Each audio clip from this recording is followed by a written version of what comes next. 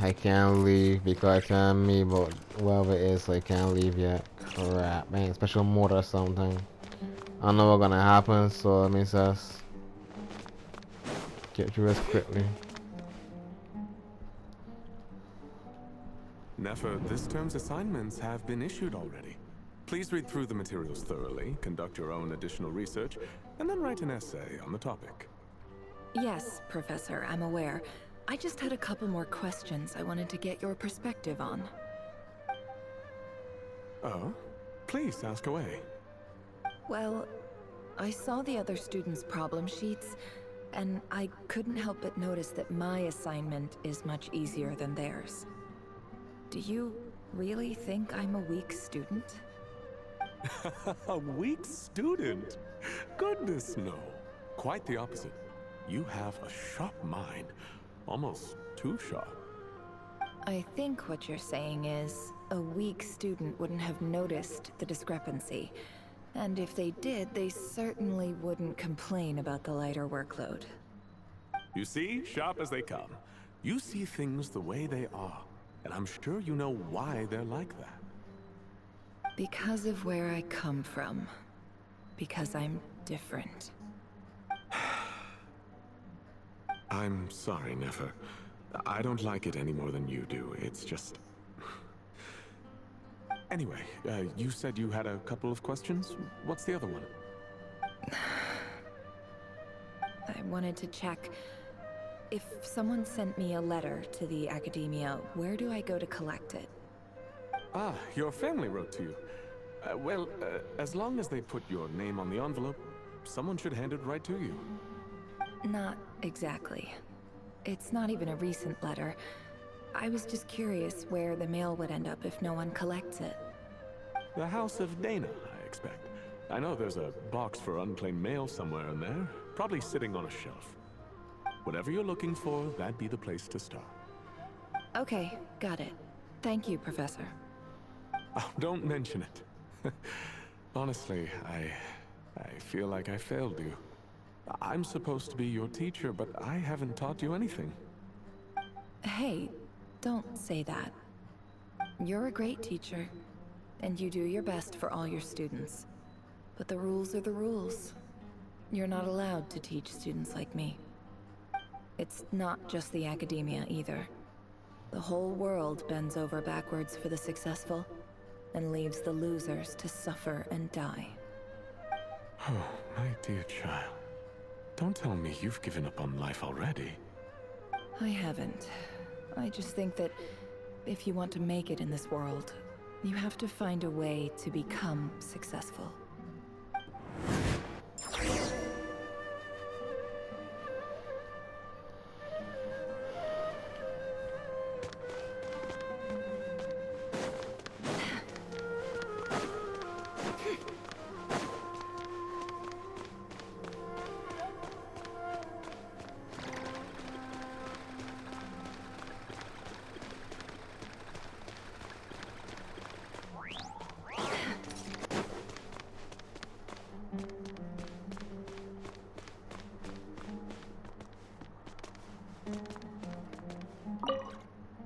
This must be it.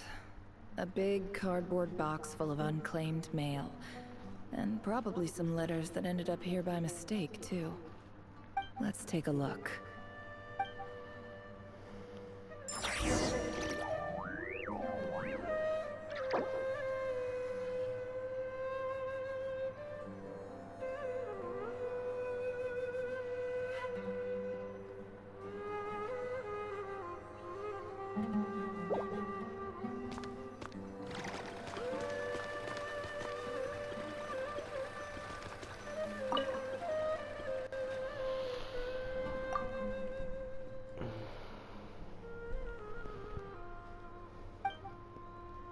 A dilapidation survey from Port Ormos.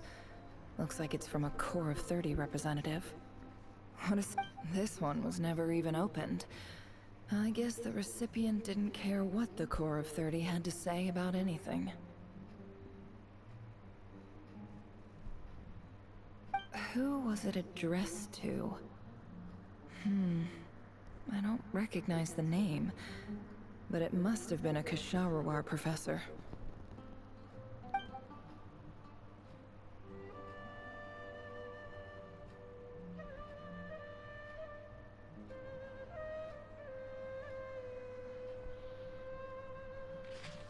This one is addressed to the Immorta Sage. The title is Changes Observed in Satyavada Life Symptoms. Why do all these letters read like full-blown dissertations?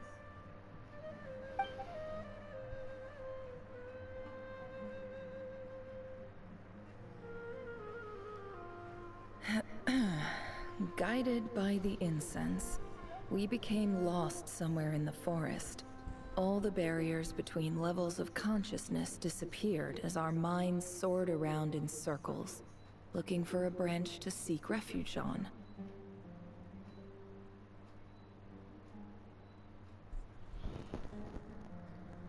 In clinical terms, these symptoms fit the description of incense poisoning. The Immorta Darshan strictly prohibits the use of hallucinogenic substances, but I believe there are still people getting away with it. For example, my neighbor who always breaks out into song and dance after using incense.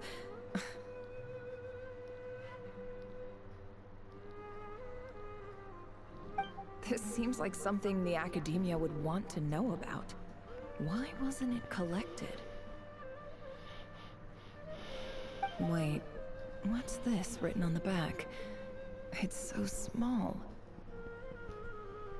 The note says, "The sender authored this letter while under the influence of mushrooms. I would send it back, but no return address was provided. Stamped by the Grand Conservator of the House of Dana."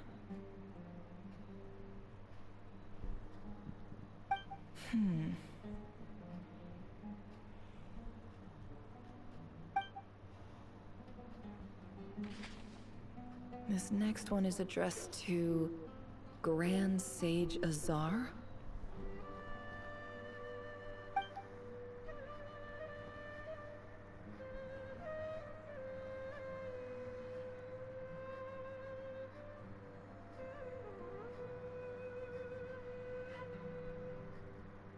A few words of protest regarding recent changes in Sumeru's educational policy. In recent years, the academia has taken on a small number of students from the desert region, as per the policy to this effect.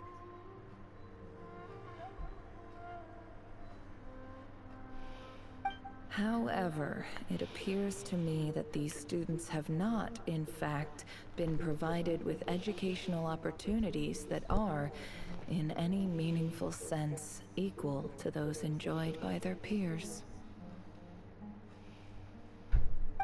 As well as receiving dumbed-down assignments and perfunctory tutoring, they do not even have full access to the Akasha system.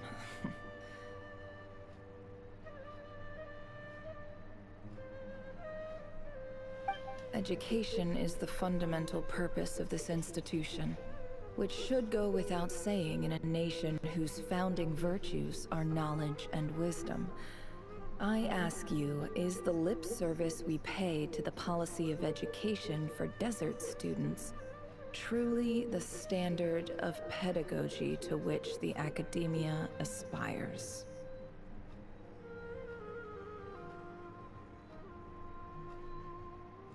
As Grand Sage, policy decisions are your prerogative, but do not forget your roots. You and I were once students too, as was everyone else in this institution.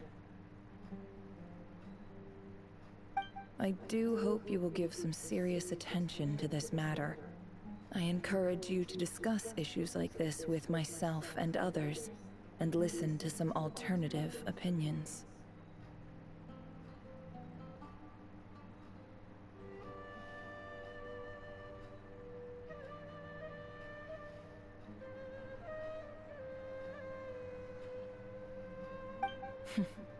Great letter.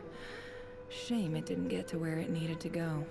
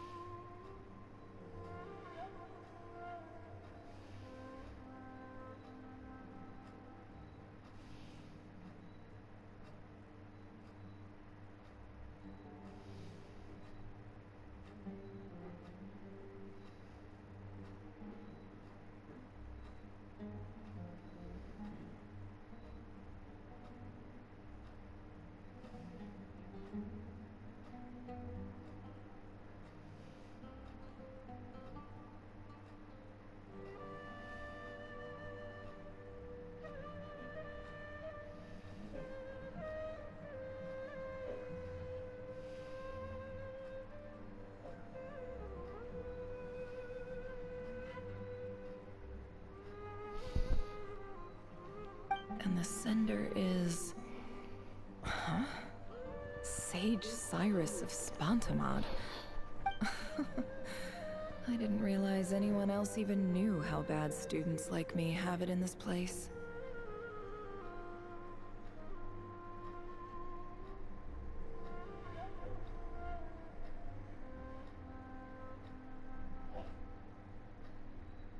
So this is where letters from the Sage of Spontamod end up?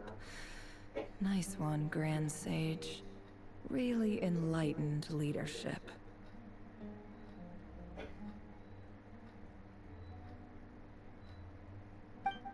Whatever. This isn't what I came here for. Moving on. I'm not exactly holding out hope that a letter sent from the desert would even make it here. But if it did, where else would it end up if not in this box?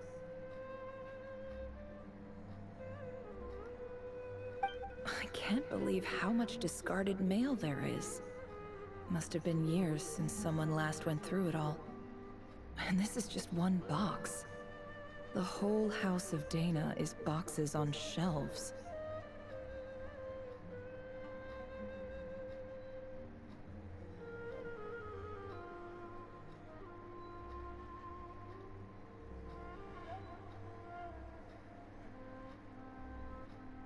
I don't believe for 1 second that any human being has sat down and read through all the documents in this place. Who has that much free time on their hands?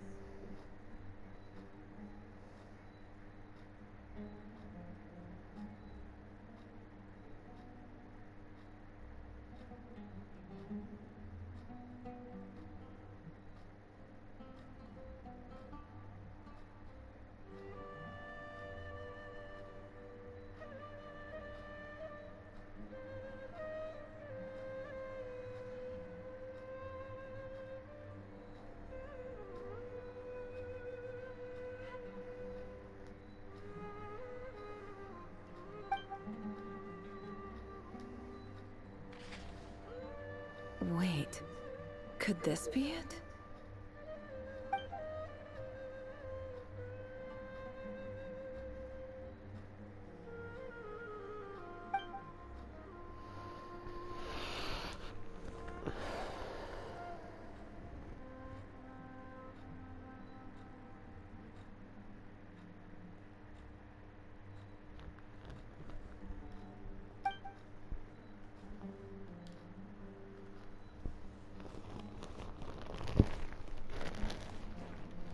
Greetings, Halil. My name is Sinuhe, chief of the Shinti tribe. I was the one who came to you and your colleague Zaid when you ran into trouble in the Great Red Sand. I don't know how well you remember it now, but I brought you to safety and gave you some water and other supplies. You seemed very pleased and told me your name. In my tribe, learning a person's true name is serious business. And I therefore see you all as friends. You were kind enough to leave your contact details, so we could stay in touch. The Shimti tribe lives a harsh, nomadic existence in the desert. You were sympathetic towards my plight, promising to make me a special ambassador of the academia and help us find a way to make a better living. This brings me to my reason for writing. Our tribe has fallen on particularly hard times, and I would like to ask for your assistance. There was a terrible sandstorm a few days ago, which blocked up the well in our land. To ensure my people's survival, I had no choice but to venture into Iyab and Unut territory in search of an alternate water source. The Iyab and Unut are descended from the Thamudians, while we trace our ancestry to Tulatala. We worship the Lord of Flowers and have had relatively good relations with our fellow tribes up until now. I found a well belonging to the Iyab tribe. They declined to help us, but I really had no other option.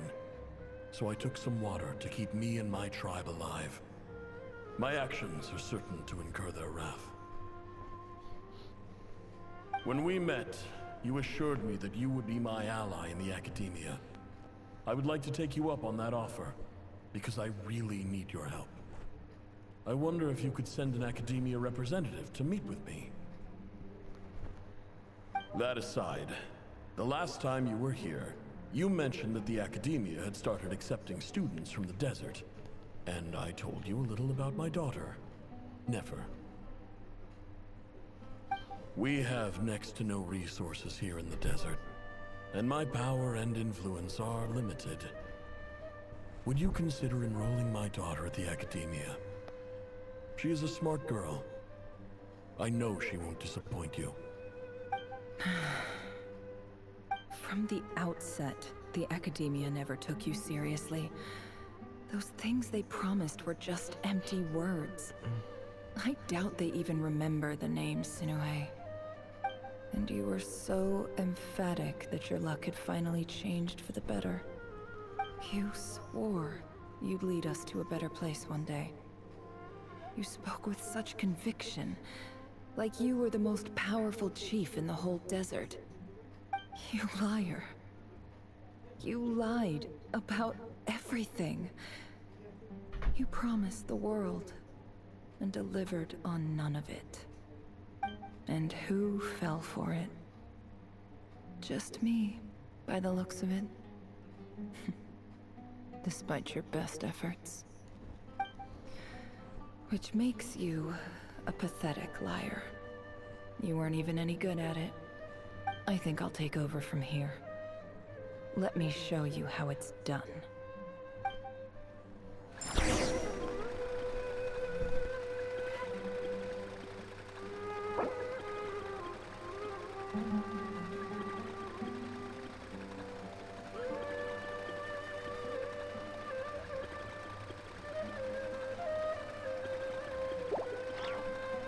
Emotions are like a raging torrent that surges through the mind.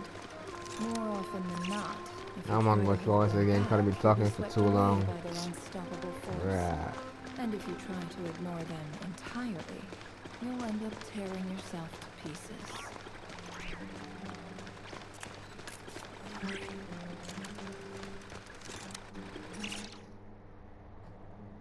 I just came to say goodbye.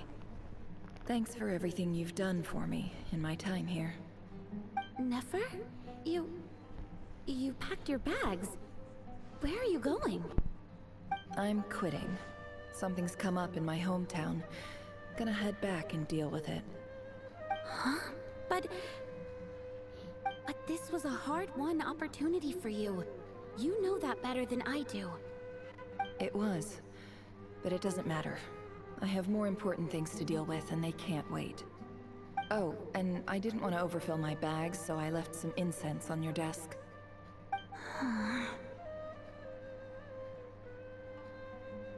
What's wrong? I thought you liked incense. Although, I did read somewhere in the House of Dana that it has hallucinogenic effects. Don't use it all at once, alright? Isn't this the stuff you brought from your hometown? You're just letting me have it? But you said it's a rare and valuable commodity. Yeah, about that. I lied. It's not rare at all. There's this bunch of ruins near my hometown that are practically overgrown with this plant. It's not worth much. Keep it, it's fine. But Nefer... Alright, that's all from me. You take care.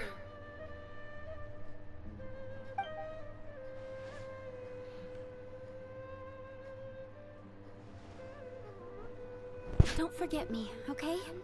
I mean, we're more than just classmates, right? We're friends. Yeah, I'll remember you. I lied again. That incense is worth a fortune, and it's a rare find even in those ruins. And as for remembering her, I have far too much to do when I get back. No time to reminisce. I'll be lucky if I even make it through this alive. But either way, I expect I'll forget you pretty quickly.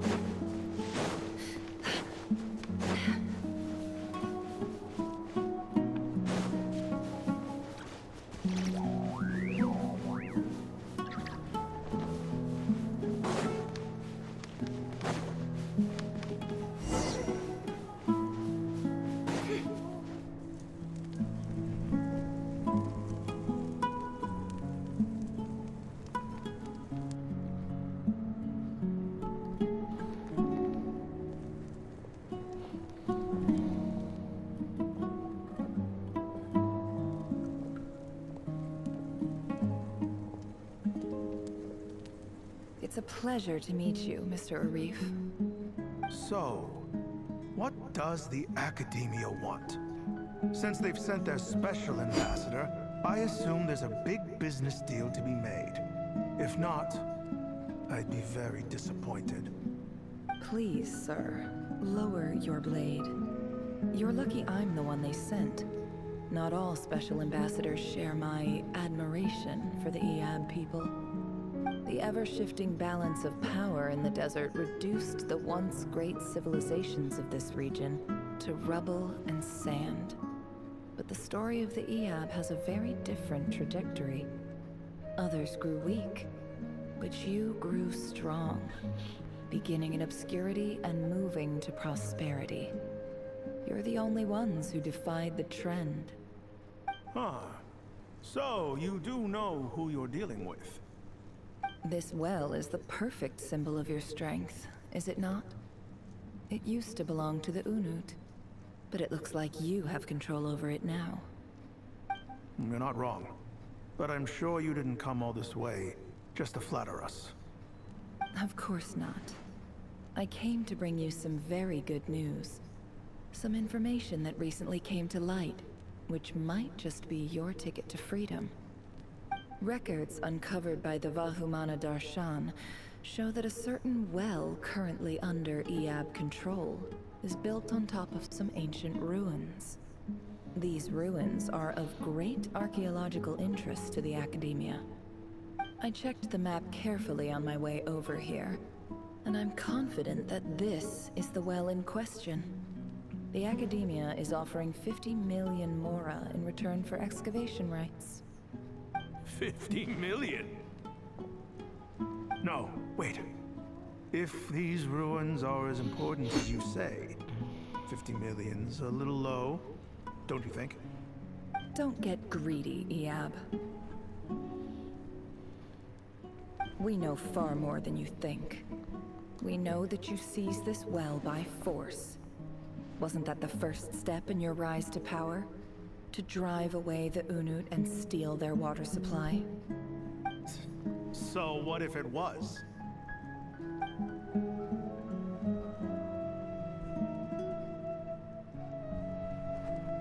Don't worry. As unscrupulous as it was, it's something we're willing to overlook. The Academia is only interested in dealing with the de facto power holders in the region. I hope I am making myself clear. And I hope your words are the truth. If I find out the Academia is trying to play me, I'll hunt down every one of your people and make you watch as I cut their heads off one by one. I assure you, Chief, that would not be in your long-term interests. You don't want to make an enemy of the Academia. You see how I'm dressed, don't you? I appreciate that you've never been to the rainforest, but surely even you recognize an ambassador's attire when you see it. And what does a barbarian like you have to lose anyway? You really think the Sumeru Academia would bother to come all this way just to lie to you? We have more important things to worry about. All right, I take your point. The Academia is the highest authority in the land. I'm sure you're trustworthy people. In that case, we have a deal. We will sell you the excavation rights. I'd like to thank you, Ambassador. This is good news indeed. Excellent news. In fact, it calls for a celebration. Would you do us the honor of staying a while and enjoying some EOB hospitality? Gladly. I am partial to wine myself, and I trust you are as well. So let's indulge in a few drinks together, in celebration of this momentous occasion.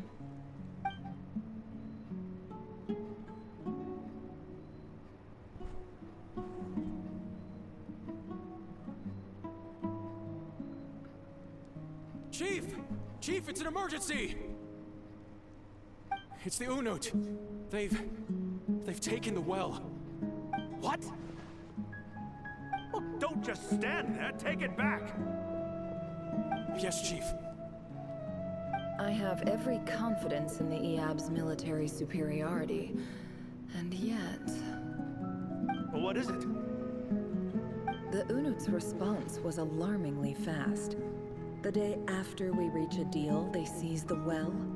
This can't be a coincidence. Perhaps there is a traitor in your midst. I don't think so. I am obliged to remind you, Chief, that the Academia will only deal with the de facto power holders. If you cannot regain control over the well, I'm afraid you won't see a single mora of that 50 million. No! Please, Ambassador, just give me some time. I swear the Unut will not get away with this. That well is ours, and so is the Mora. Glad to hear it. I will wait here for an update. If there is a traitor, I will find them. In the meantime, make yourself at home. I'll report back as soon as I have an update. Much obliged. Wow. All it took was a few words and I've got him wrapped around my finger. What an amazing feeling. So, in summary, Ambassador, the Academia would rather negotiate with our tribe instead of the EAB, yes? The EAB are ruthless murderers who don't listen to reason. And now they have the gall to interfere in our research projects in the desert region. So let me ask you, Chief. If you were the Academia, what would you do? Kill them all, of course. Precisely. The Academia does not tolerate those who stand in our way. The EAB have held back our academic pursuits for too long, and our patience is wearing thin. At the same time, there is simply no way that the Academia can be seen to be intervening in desert affairs. I'm sure you understand where I'm coming from. We have our own rules out here. If the rainforest dwellers raised arms against a desert tribe, it'd start a bloody war. Right. We can't confront them ourselves, but we can support their enemies. The Unut have always had strained relations with the EAB, which makes you our natural allies. Natural allies? Weren't the EAB your allies once? You were quick to send them after us to protect your interests back when we stole that water. And now look at you. You're at each other's throats. Let me be clear. The Academia wishes to collaborate with the legally recognized rulers of the desert in this matter. We are asking for excavation rights to that well, and our offer is 50 million mora. Say no more. I believe we have an understanding. Good. Then I suggest you get to work. Get us access to that well, and the mora's yours. You see, Dad? Lying is easy when you know how. People will believe anything.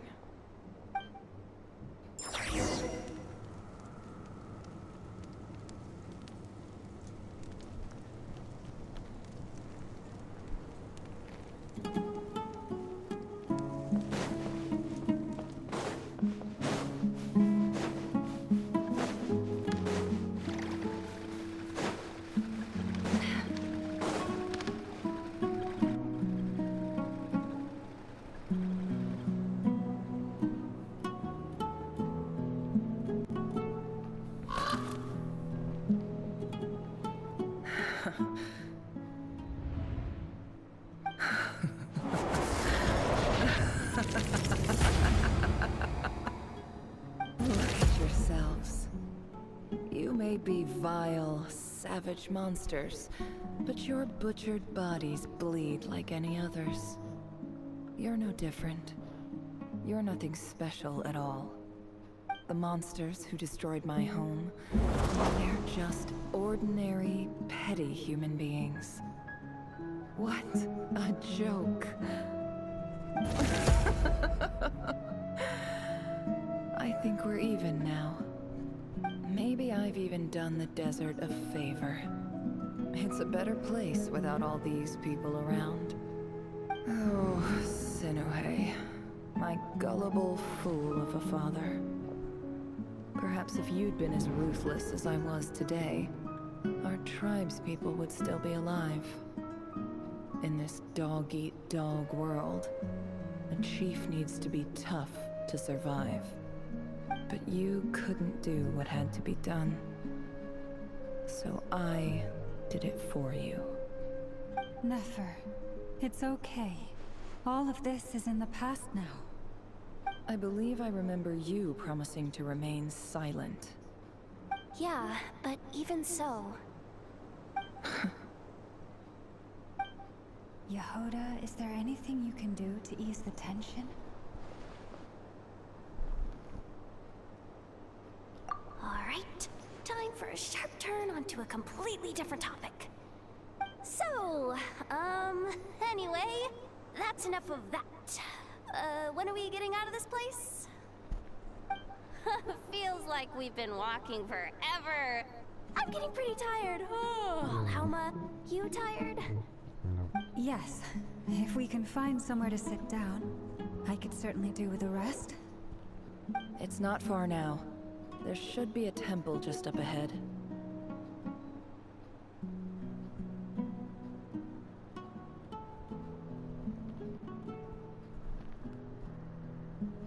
Yes. Really? A temple? That's where this story ends? I guess that's how things go in the desert.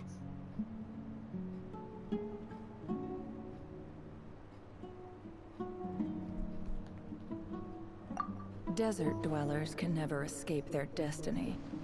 Or so everyone says. I never wanted to believe it, but looking back now, I'm as desert as they come. You mentioned a temple. What's waiting for us there? My biggest trade secret of all. Ah. Then I'm guessing it's where you got your power from.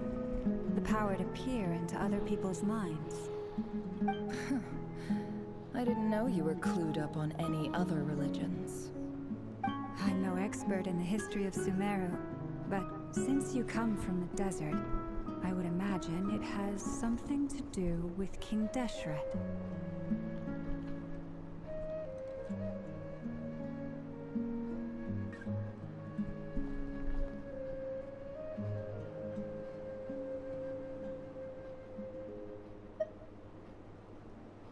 Sounds impressive. Ah, I know who you mean. General Mahamatra Sino. The spirit of Hermanubis dwells within him. That's Boss Neff for ya. She knows everything. Sino's hardly a figure of obscurity, but I know about Sethos too. What about him? Is he a big deal or something? Well, he's not a small deal, let's put it that way.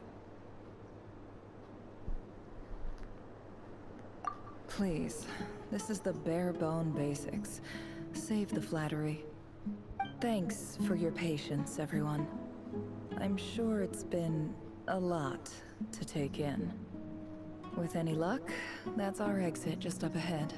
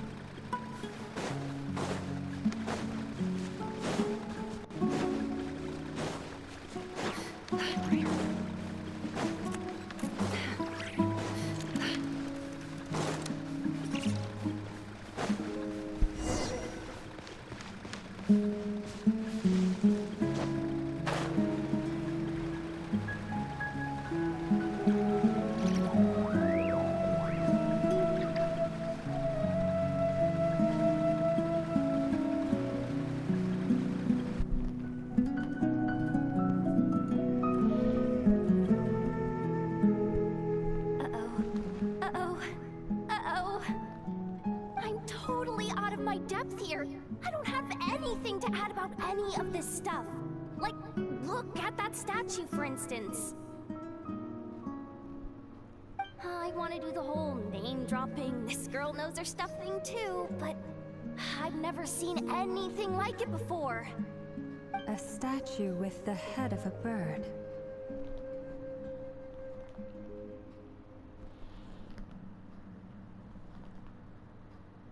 That's Thoth, the Ibis King, one of the 7 pillars of King Deshret. The legends say that he, the Crocodile King, and the Goat King were the 3 retainers of King Deshret. Let's take a look.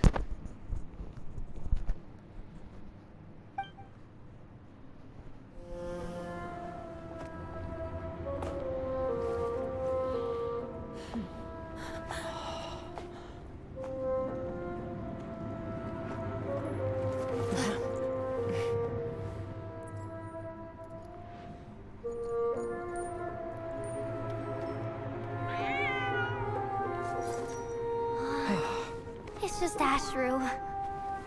So, all is well?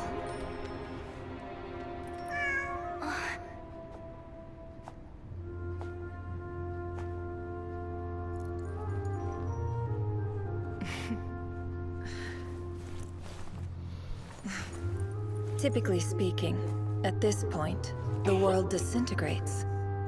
Then we find ourselves back in the outside world. Besides, these are my memories. There's nothing to fear. You're sure? Of course. It's almost over.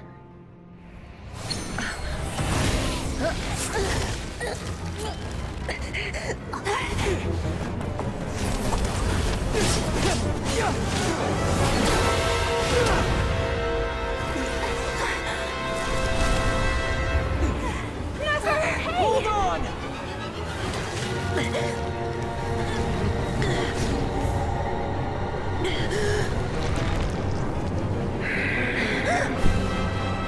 Knowing too much is always a death sentence.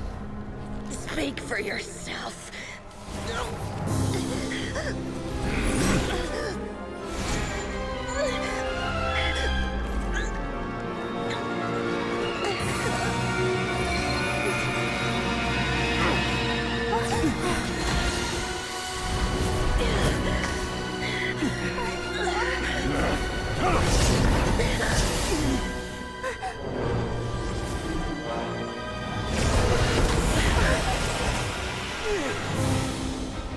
How repulsive.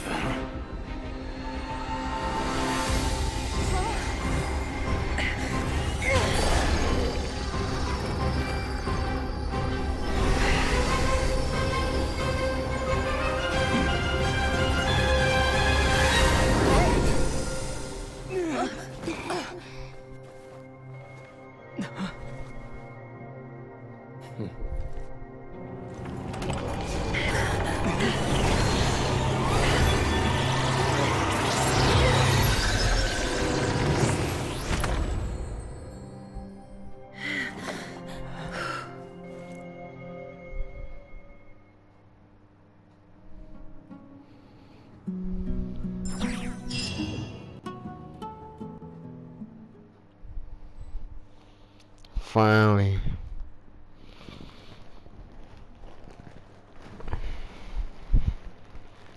I can stop here now.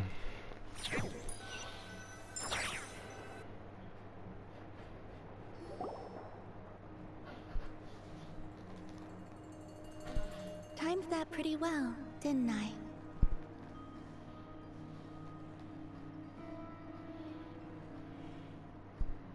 It's okay. I'm just glad no one was hurt. Paimon noticed you doing something too, Dainsleif. Were you helping get them out? Of course. When I asked Nefer to conduct this investigation, I was not naive to the dangers involved. I had a duty to ensure your safety. Good to know your sense of justice is still intact after all these years. I take that to mean that you saw the truth. That comes as a great relief. I certainly did. And thanks to your help, I also managed to trap Rerir inside the chess set. Whoa, really? How'd you manage Well, to be honest, I sensed that something was wrong long before we made it to the temple. By using this fragment to probe into Rerir's past, well, the monster formerly known as Rerir, it seems I alerted him. I was tracking him, then he caught on and started tracking me too. Can't say I'm surprised. But how did he track you through your thoughts alone? That shouldn't be possible. Rerir was a secret agent who reported directly to the Vinster King. He is an expert at finding a trail and hunting down his pursuers. No wonder. He infiltrated the chess set, read my thoughts, and built a new virtual chess set inside of it. That's why we weren't able to leave at first. Speaking of your chess set, it's quite a remarkable item. Would I be right in thinking you have some connection to King Deshret? You overestimate me. I only have a connection with one of his underlings, the Ibis King. You all saw how this came to be. A long time ago, the Iab massacred my tribe, the Shimti, in our home village. A few years later, I enrolled in the academia, where some new information came to light. The Unut and the Iab fought a bitter battle over the rights to a well, all for the sake of a non-existent 50 million mora. The Iab ultimately won that confrontation, but their victory came at the cost of almost every warrior in the tribe. The final blow to the Iab came at the victory feast, when an Unut assassin beheaded their chief right before my eyes. The remaining Iab fled, and have been scattered to the winds ever since. Having gotten my revenge, I returned to my hometown, where to my surprise, the nearby temple was still standing. There it was, seemingly immune to the relentless hostility of the desert, while my tribal home lay in ruins. As I stood there gazing at the temple, I noticed a cat just outside. This cat, as it turned out, was home to the spirit of the Ibis King. He led me to a gate deep inside the temple, and there he made a deal with me. This chess set is my gift from the Ibis King. The chessboard within is made to the same specifications as the one in the mausoleum of King Deshret, and represents his power of piercing analysis. With this chessboard in its container, I gained a certain ability to perceive hidden secrets.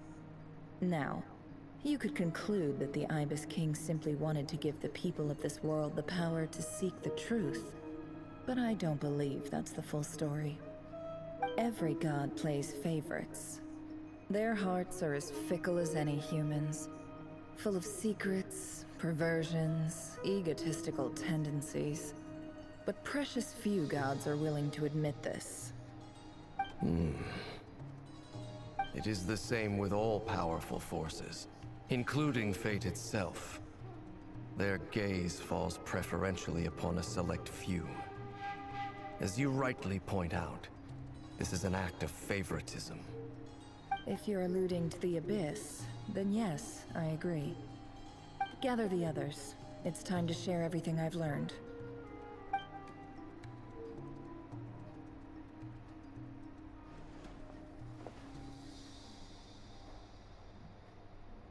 Thank you all for being here. As promised, I did some further investigating into the Raker of Solnari's background. I am pleased to report that the investigation has been most fruitful indeed. The Raker of Solnari, real name Rerir, was once a Khanrian subject who served the Vinster King. I will now share the important details of his story. Please save any questions or comments for the end.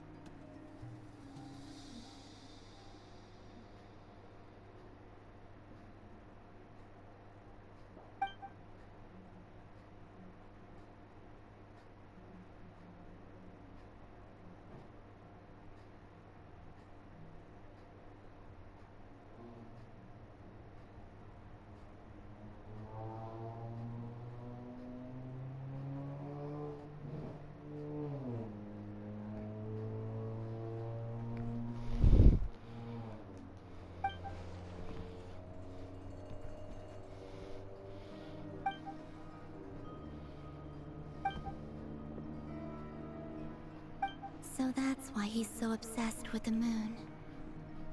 A tragic tale, to be sure. But it does not excuse his many transgressions. No matter how much Rerir suffered in the past, the fact remains that he is what we know today as the Wild Hunt, wreaking havoc upon innocent lives in Nodcry.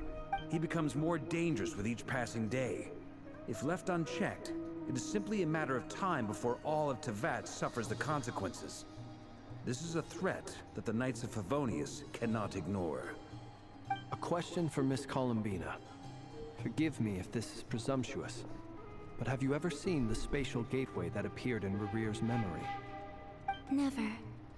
But I have heard stories of something called the Moon Gate, and this seems to fit the description. Miss Lama, any thoughts on this?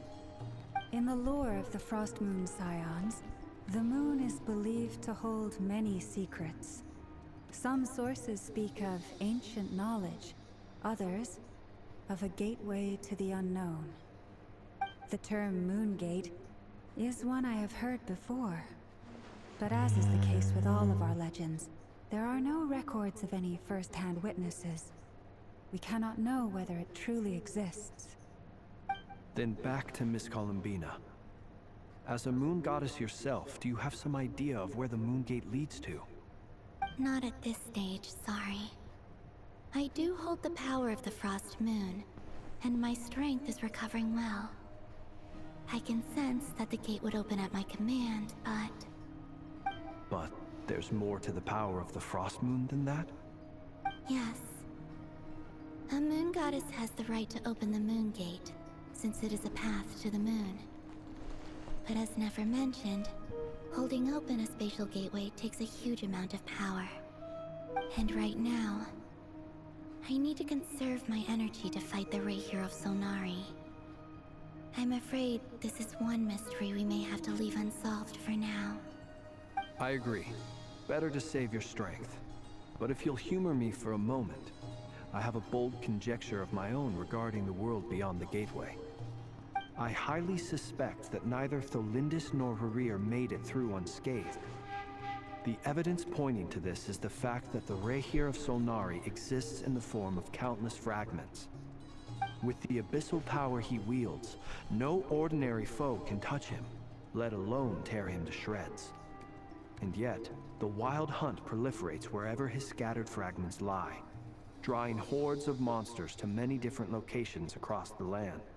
So your theory is that Rerir was physically torn to shreds by some powerful force? Hence, why the Wild Hunt is a distributed phenomenon, rather than a unified one? Makes sense to me. Explains why the Wild Hunt is so pervasive, and why he's been trying to piece himself back together. He was whole to begin with, and he wants to be whole again. Without the power of the Abyss on his side, he almost certainly would have perished the moment he was torn apart. But the Abyss, much like a curse, has kept him alive. I could not agree more. The power of the Abyss is most surely a curse. It is a compelling explanation, and one that accords with my present understanding of Abyss creatures. Whether the life form in question is primitive or advanced, if a curse has extended its lifespan unnaturally, it will continue to survive in spite of everything. This raises some interesting questions. I will run some experiments and see if there is any validity to my suspicions. That being said, regardless of whether my research bears fruit, I would like to thank Miss Nefer for conducting such a thorough investigation. Already, it has greatly enriched my understanding of the entity we face. My pleasure, Mr. Albedo. I too hope that the information I have shared today proves useful as we look to formulate the next stage of our plan. Hey! What is it, Dainsliv? You look really upset! It's just... when I think of the man I once knew as Rerir, I struggle to understand why things had to turn out like this. The two of you used to be friends, didn't you? I don't know if these words will bring any comfort, but my heart goes out to you. Mine too. We can never know all the hows and whys of the way things are. The moon and stars are full of untold secrets and lies. And the skies are host to many more mysteries than these alone. Yet, none of that can begin to compare with the complexity of human life. Those are the first comforting words I've heard in a long time. Thank you, both. Well, I think this is a good place to end today's meeting. I'm sure Nefer needs some time to recover. She's been through an awful lot today. That's very thoughtful of you, Lama. Of course. Sounds good to me. Take some time to rest and digest before we reconvene to nail down a plan.